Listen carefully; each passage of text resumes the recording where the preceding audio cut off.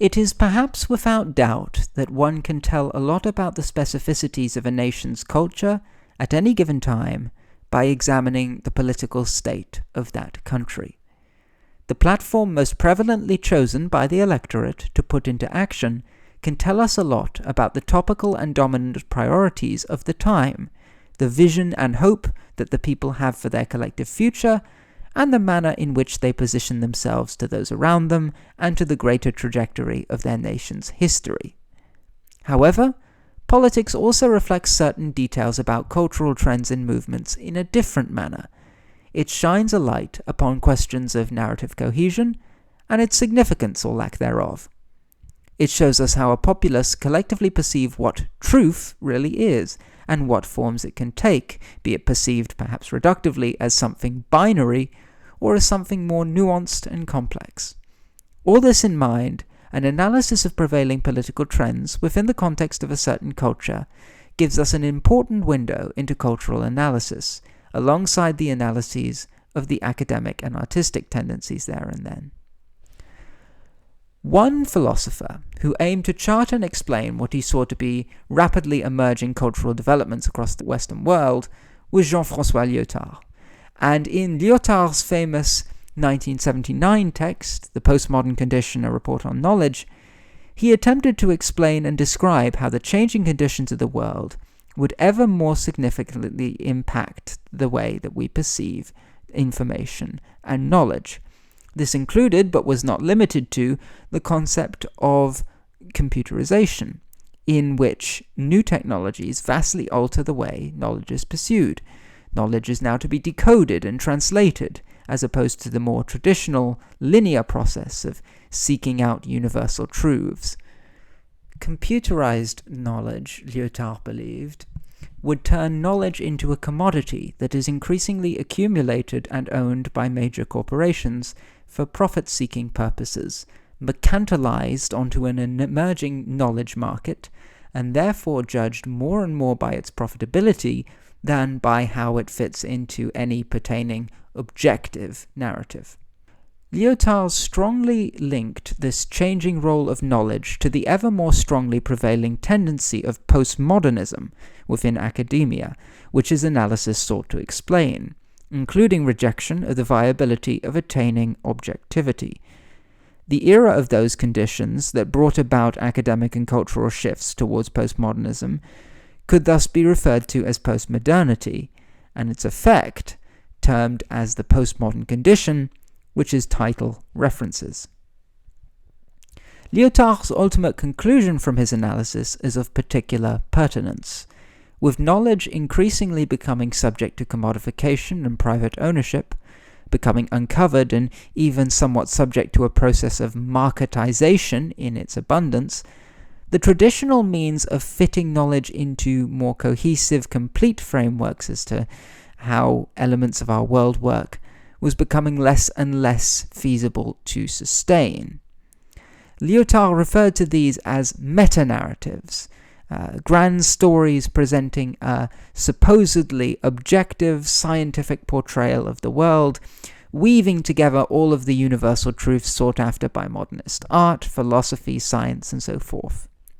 Therefore, regarding the postmodern, Lyotard claimed that, simplifying to the extreme, I define it as incredulity towards meta-narratives.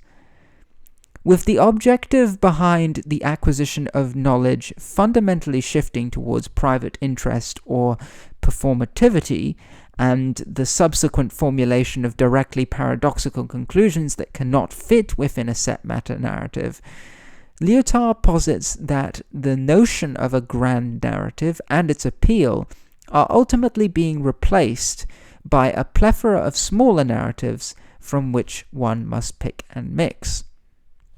The aim of this particular project is to look at certain elements of the current French political scene and what it can tell us as to whether the predictions envisioned by Lyotard retain merit in the present day, 40 years on.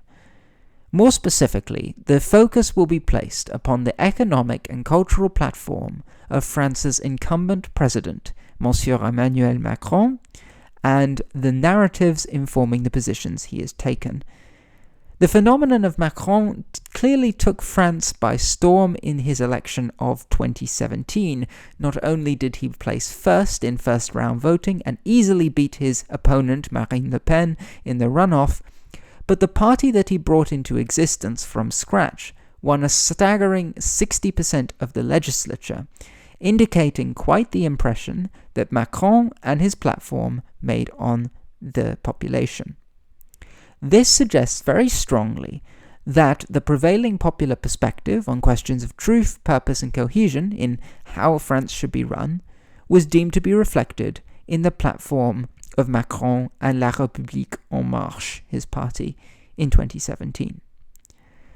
Economic policy and cultural rhetoric, two essential parts to a political platform, shall be the case studies we use primarily throughout the following text, although his campaign more broadly and the manner in which it was manifested is also of interest.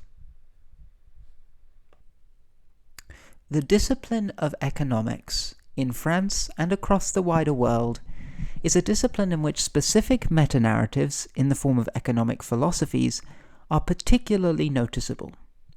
It is therefore no surprise that the period in which modernist approaches to truth and knowledge most dominated politics, i.e.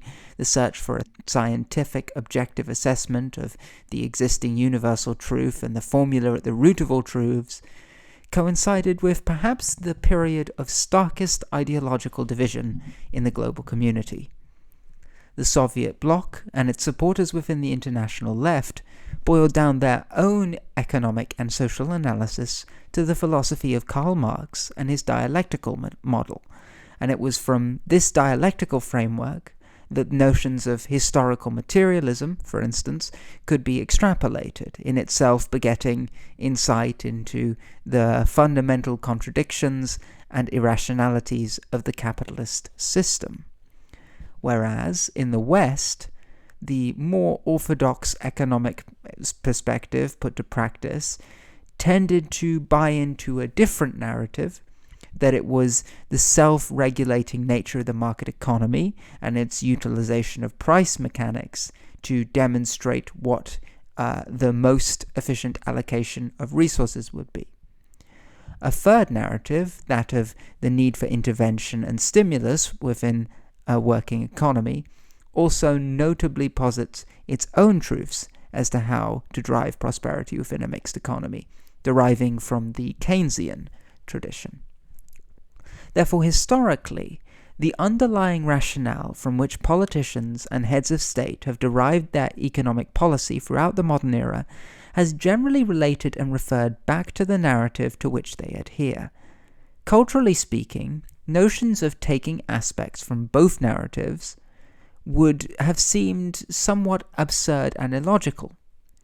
Where Emmanuel Macron, however, shows himself to be very interesting is that his rationale for economic policy has shown itself fundamentally more incohesive, and yet such a platform within the current time period appeared to have won him the French presidency in 2017.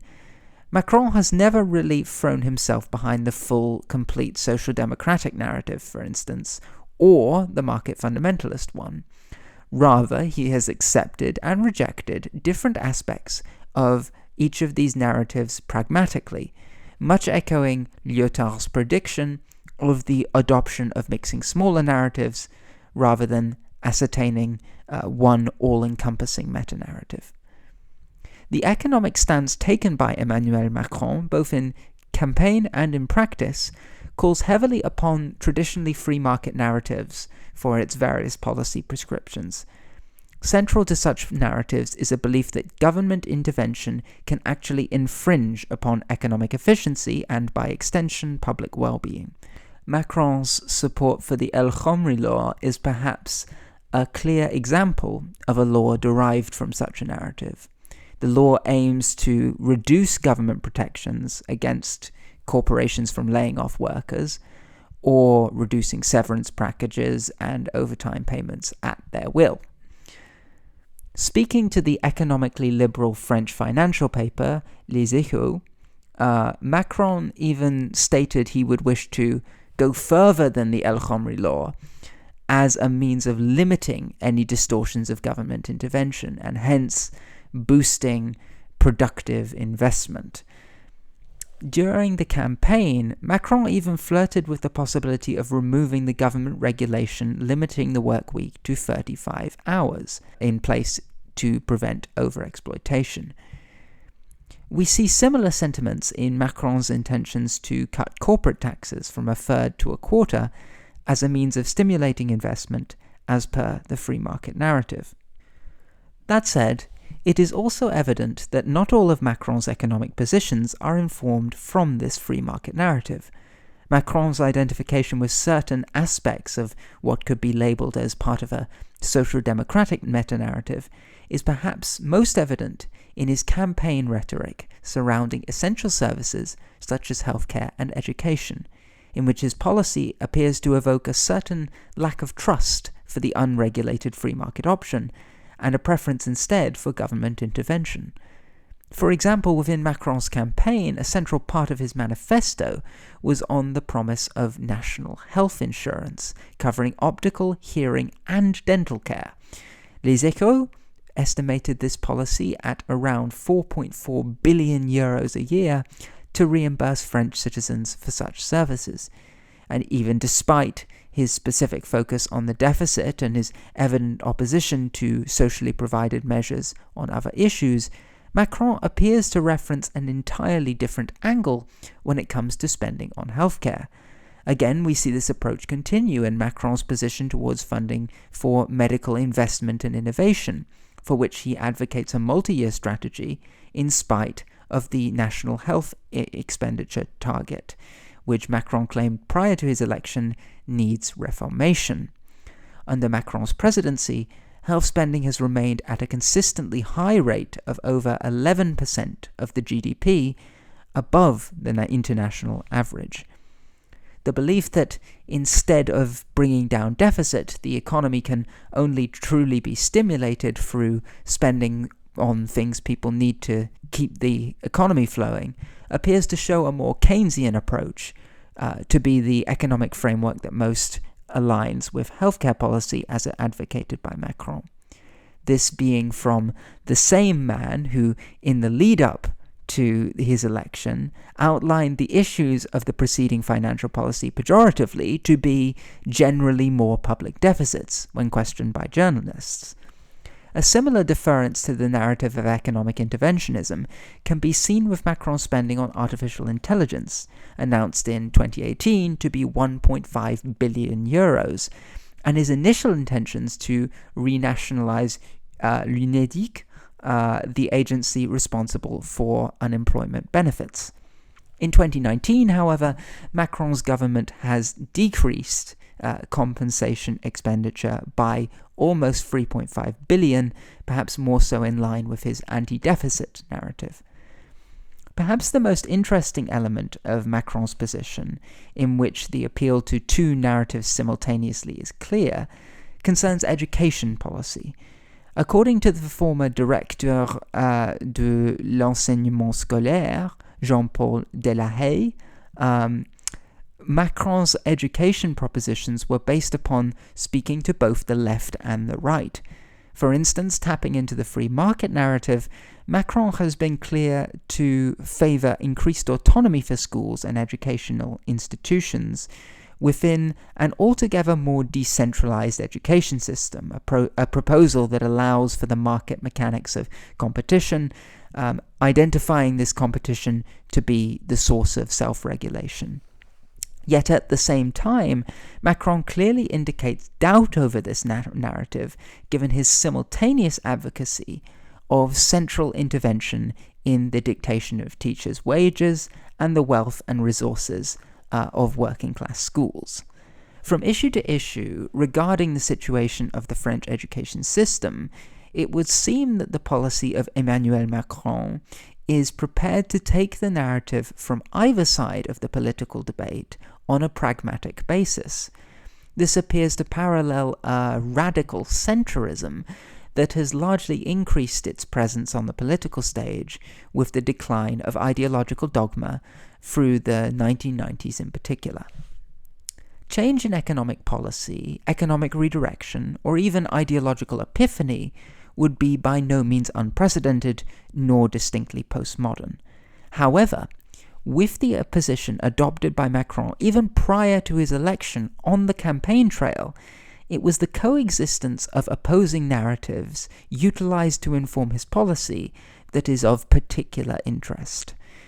The French population of 2017 knowingly elected and by proxy endorsed one manifestation of this mix of narratives without deeming it to be absurd, contradictory, or even particularly controversial.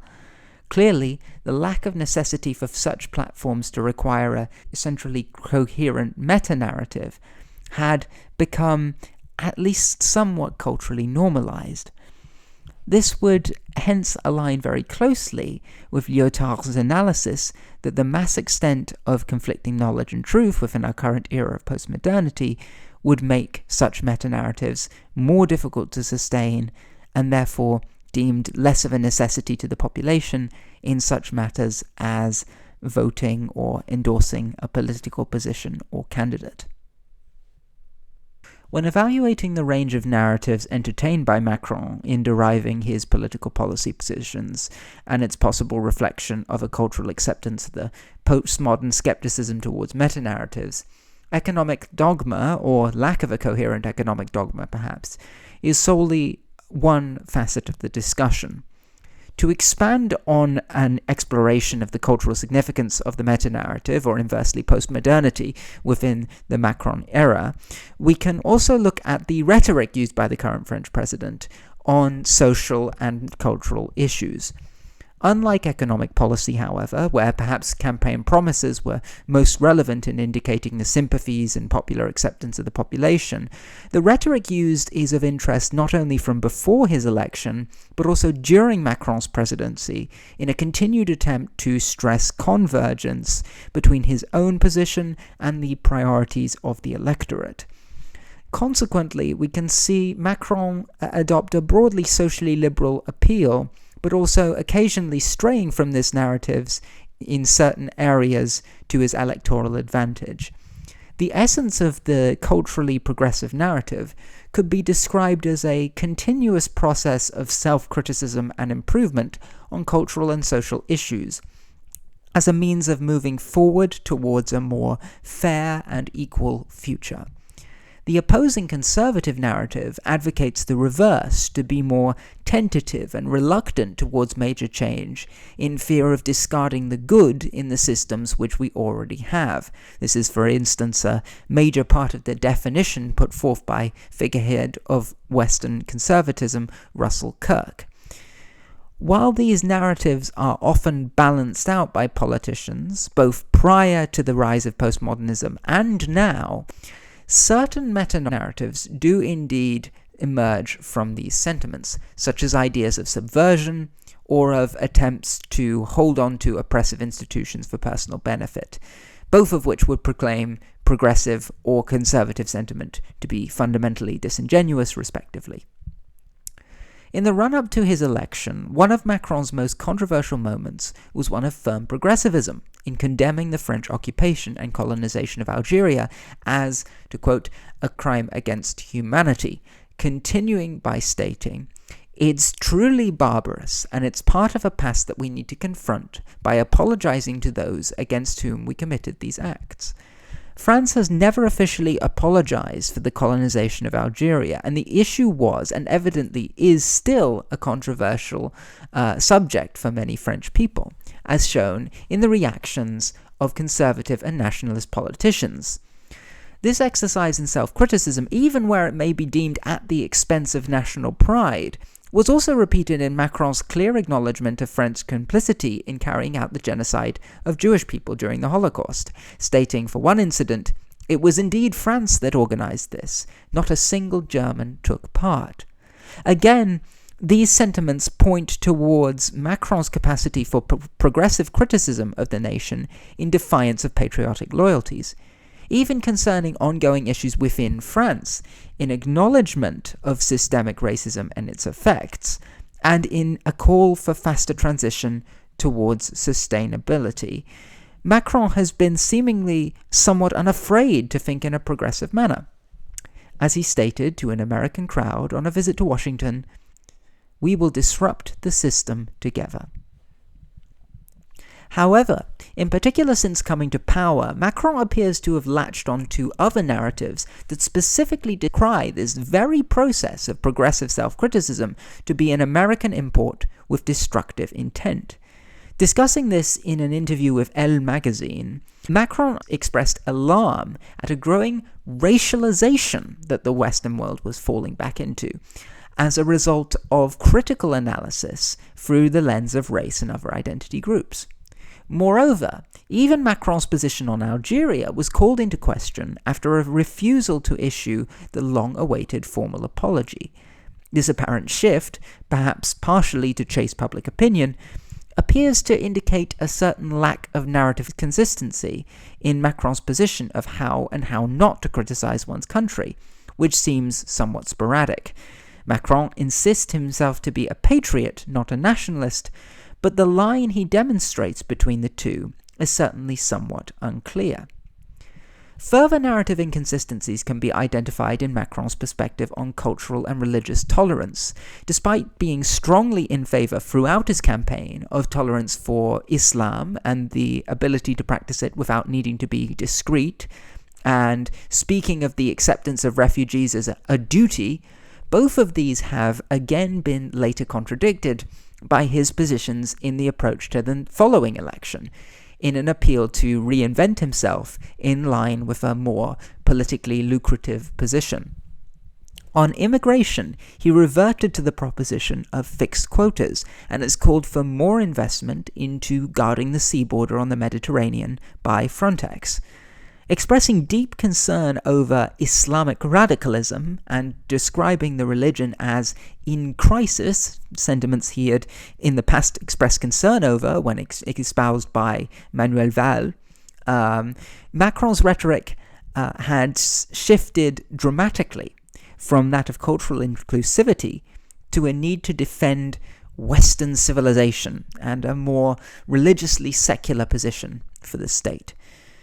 Where the former sentiment calls upon the narrative that strength comes from diversity and inclusion, the latter instead promotes the notion that a concept of Western civilization must itself be protected and defended from such diversity and inclusion. While in social policy it is clear that Macron does, similarly to with economic policy, borrow from multiple meta-narratives, his shifting and inconsistency on many subjects such as Algeria or the values of multiculturalism ultimately demonstrates his lack of a singular meta-narrative around such subjects, or the need to assert one upon changing his position.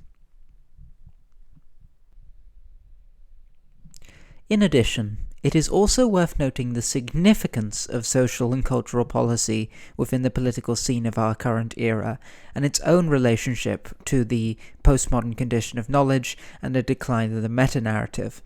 While naturally meta-narratives do exist surrounding social and cultural issues, such issues tend to be pragmatically adaptable and do not necessarily require the setting of long-term ideological direction in the same way as might be expected in the age of competing economic meta-narratives. The shift in political discourse away from the necessity for lasting, coherent dogma to the flexibility of pragmatism with the capacity to pick from a multitude of different narratives at political convenience is perhaps also a defining feature of the postmodern political scene, and one with particular relevance to Macron himself. Evidently, this shift has been acknowledged and somewhat embraced by the French president, who asserted that, as I see it, the real divide in our country is between progressives and conservatives. It's this divide that I now want to overcome, in itself exemplifying the further divergence from narrative, dogma, and long-term direction with the Macron era. One can easily draw a connection here from this form of postmodern politics to the broad adoption of a consensus around neoliberal economic philosophy following the end of the Cold War. While neoliberalism could be in itself thought of as a meta-narrative of its own, the concept places heavy emphasis on the free market as a positive feedback loop, which supposedly could, from here on out, essentially pose a solution to economic policy completely. For some theorists, such as Francis Fukuyama, the liberalization of markets within liberal democracies to constantly and re-territorialize aspects of society towards their most efficient and profitable forms could be seen in part as an end to history, with neoliberal capitalism not being itself a modernistic attempt to carry out a certain economic narrative, rather said narrative's completed, resolved form. The neoliberal and the postmodern can therefore be seen as closely interwoven, with the neoliberal order on both national and international levels existing in the aftermath of modernity and the completion of the historical narrative. Macron's policy, in focusing predominantly on social questions and leaving much of the long-term economic policy debates to the liberalization of the market, could consequently be described and perceived as largely neoliberal. The question of a narrative's completion, or of the satisfaction of historical finality, is not discussed primarily within Lyotard's analysis of postmodernity. However, it is touched upon somewhat by the American Marxist literary critic Frederick Jameson in his own text, Postmodernism, or the Cultural Logic of Late Capitalism. Unlike Lyotard, who fundamentally expresses preference for the usage of a plethora of smaller narratives in place of a meta-narrative, and sees such a condition as a liberation from dogma, Jameson is far more pessimistic about the effects of the postmodern condition and the end of ideology.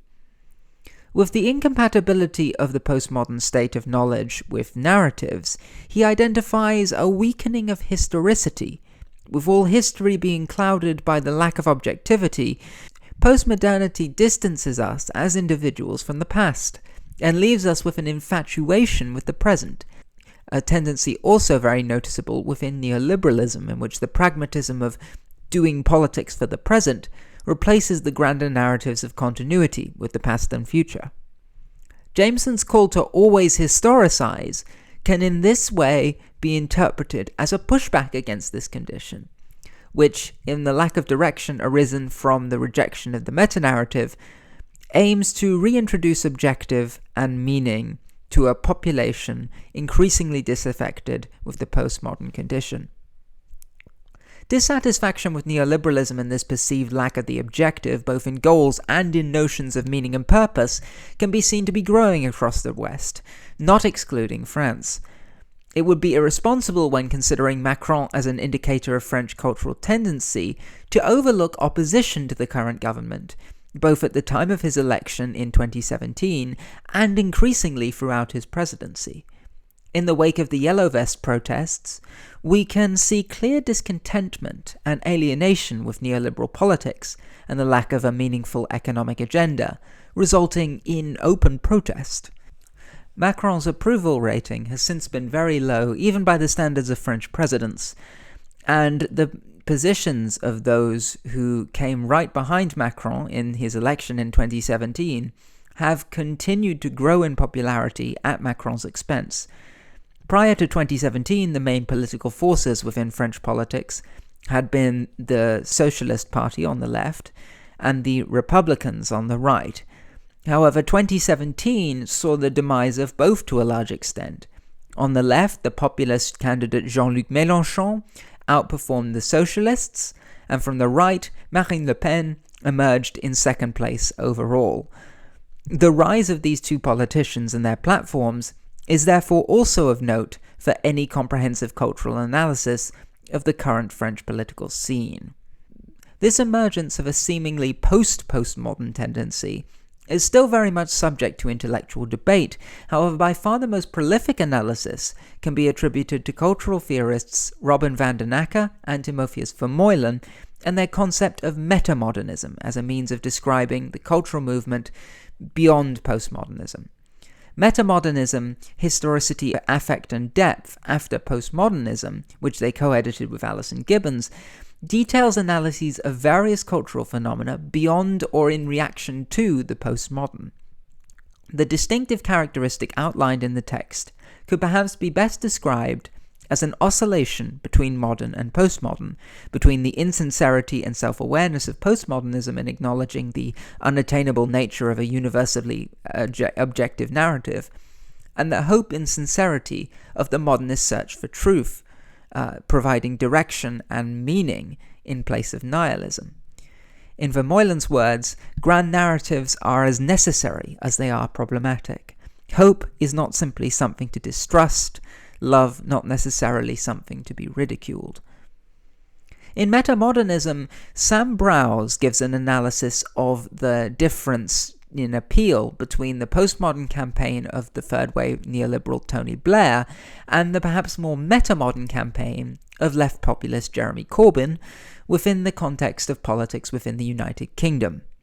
This analysis, however, very closely reflects the appeal of the campaigns in the French 2017 election from differing cultural tendencies.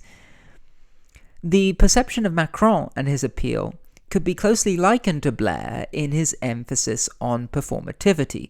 Macron's appeal, in large part, was derived from his personality and his identity as a young, well-spoken statesman with an appeal to moderation and compromise.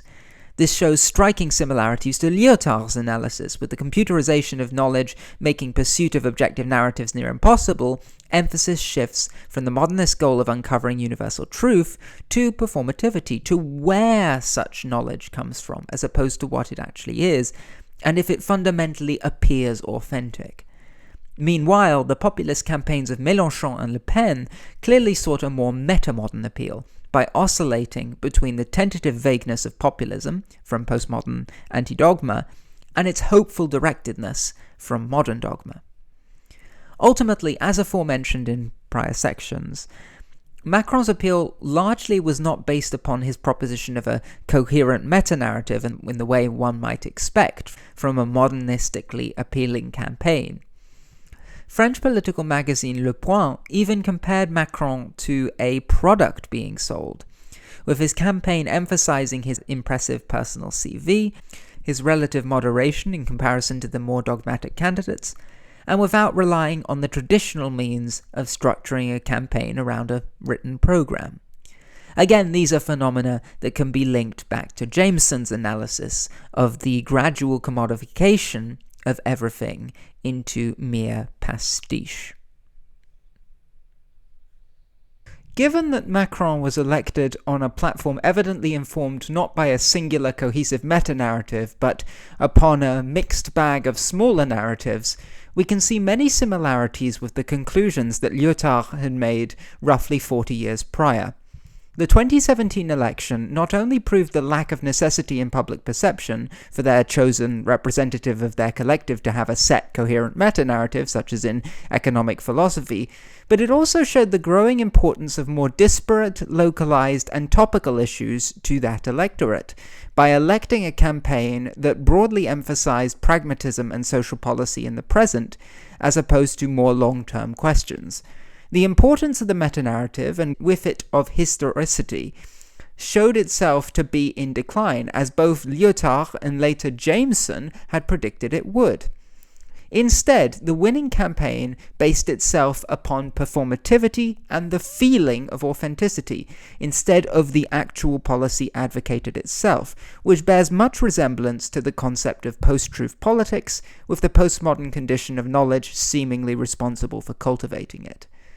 It appears therefore valid to perceive the Macron era as perhaps the height of postmodernity on the French political scene, the culmination of a gradual transition from the dogmas of political modernism, paved through such other important events such as the decline of the French Communist Party, European integration, and France's ongoing transition into 21st century neoliberalism.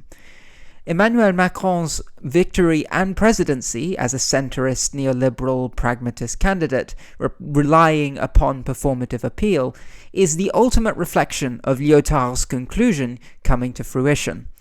The rationale behind which the French population chose Macron was not from a meta-narrative nor from perceived objectivity, but from his appeal to moderation, authenticity, and anti-dogmatism, And as such, the way in which the information used to inform this choice was processed by the electorate shows more striking similarities to the mercantilized knowledge of Lyotard than of traditional means of choosing the position closest to what one believes to be the truth. Nonetheless, we can also clearly see, alongside the Macron government, a growing dissatisfaction with this very phenomenon in favor of yet a new approach to politics that appears to reflect a meta-modern character, as identified by Van den Acker and Vermeulen. Le Pen remains an imposing political figure within French politics, as does the anti-establishment left of the Gilets jaunes. Their own appeal was by no means devoid of performativity in 2017, yet, however, they managed to oscillate between both modern and postmodern appeal. As more and more people across the Western world grow more and more alienated and disillusioned with the neoliberal consensus and the seemingly directionless politics without the meta-narrative or any strong sense of historicity, political movements will have to find ways to reconcile self-awareness of the lack of objectivity with the hope derived from directed objective. The rise of populism, which in Le Pen and Mélenchon's campaigns have appealed to this sense of oscillation, hints to us that there may be a new cultural movement on the political scene taking stage, and that the postmodern tendencies that elected Macron may from here on out be in gradual decline. Postmodern politics may soon no longer satisfy the populace, who long for any trace of their narratives back. Overall, the Macron presidency and its uncanny echo of the postmodern condition theorized by Lyotard gives us an insightful window into the progression of recent cultural movements in France and in much else of the Western world. We can identify the culmination of postmodernity and the postmodern state of knowledge, truth, and narrative, how each of these profound concepts are culturally perceived or accepted by the electorate. Yet it also demonstrates the continual movement of culture towards new approaches and tendencies, giving us a clue as to what lies beyond postmodernity and what it may have in store for our future. The case study of Emmanuel Macron and his election to the French presidency in 2017 has undoubtedly proven to be a fascinating and telling one in answering this question, through which we can view the continual movement of the age-old French culture in microcosm.